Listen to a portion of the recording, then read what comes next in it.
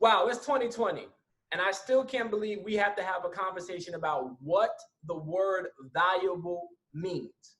Today, I'm going to be talking to you all about who I believe is the NBA's MVP, and I can tell you one thing, it's not Giannis Antetokounmpo.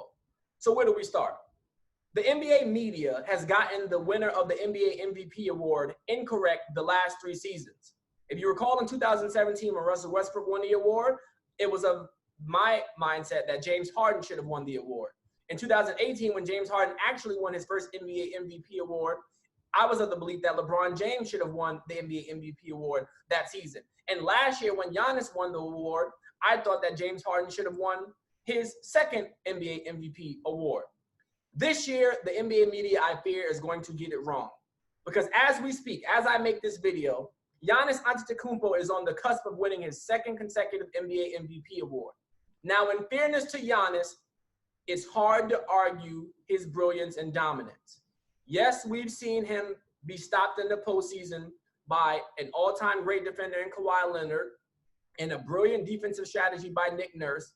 But there's been no player in the NBA in terms of counting numbers who's been better than Giannis year over year, meaning last year to this year. But the NBA MVP award is not simply a statistical award. It is about value.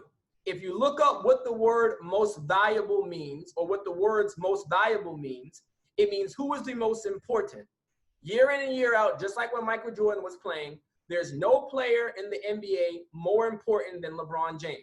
He means the most to the NBA's revenue. He means the most to the NBA's ratings. He means the most to the NBA's popularity. We get that.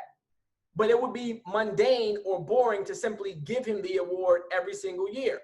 So what we do is we try to find narratives. We try to find new, fresh faces to give LeBron some type of opposition.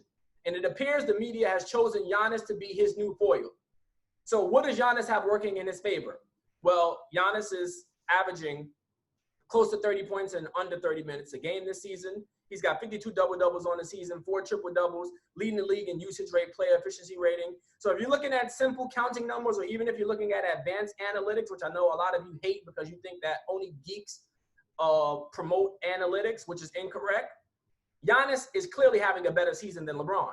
He's been better, technically speaking, on offense and defense. He's a better two-way player. Giannis is the best two-way player in the NBA. So what argument can I make for LeBron James' value? Let's start with this. When LeBron James was winning MVPs in the Eastern Conference, the narrative was the East was weak.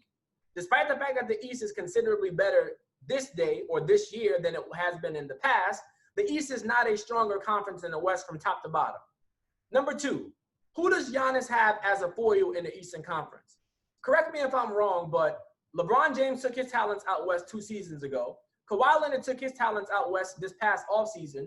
KD and Kyrie are injured. And as much as we like Joel Embiid and feel that he can be dominant and can go toe-to-toe with Giannis, we don't know if or when his body and diet will betray him, right? So Giannis is essentially dominating a conference with virtually no opposition from anybody, which was the same narrative you all told me 8 years ago when LeBron was ripping off multiple MVPs in Miami.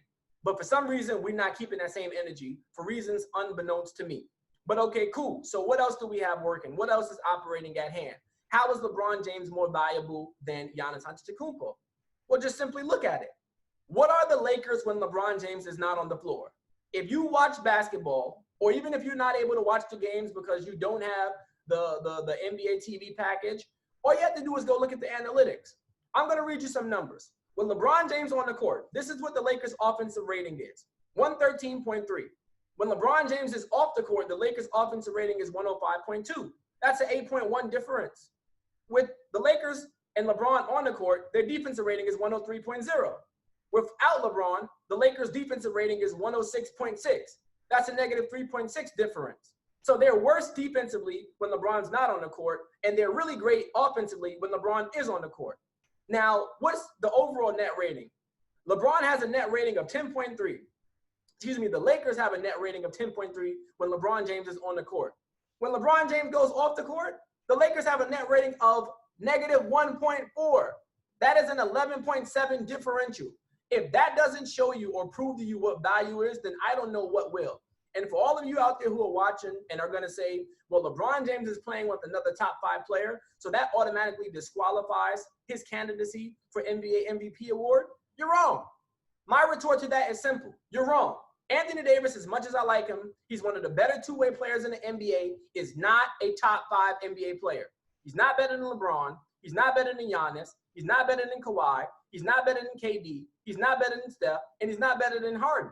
So he is the 7th best basketball player in the NBA, which is not bad considering the league has over 450 players. So LeBron's not playing with another top 5 player. So that argument goes out the window. And even if you want to say Anthony Davis is a top 5 player, say I grant you that argument. Again, if he was so dominant, then why are the Lakers a drastic team when LeBron James leaves the floor? Can anyone at home watching explain to me why that's the case? To further close my argument, the Milwaukee Bucks played 3 games this year, and Giannis Antetokounmpo didn't play over 30 minutes in 3 of those games. I'm going to tell you all how many points they beat their opponents by. In one game, they won by 41. Another game, they won by 44. And another game, they won by 24. That's a 36 point per game average with their best player not having to play substantial minutes. The Bucks roster is really, really good. They complement Giannis really, really, really well. I don't believe the Milwaukee Bucks are going to win the championship, despite the fact that they have a great player in Giannis and despite the fact that they have the best record in the NBA.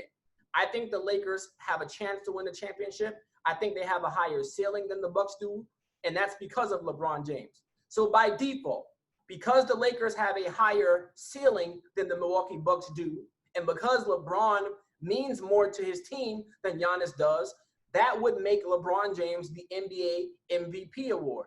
If you all disagree, feel free to leave your thoughts, comments, and opinions in the comment section. You can check out more of my content over at my podcast, the Mark My Words podcast, which is available on all major streaming platforms. I'm on Apple Podcasts, iHeartRadio, Spreaker, Spotify, and Google Play. Appreciate you all for listening.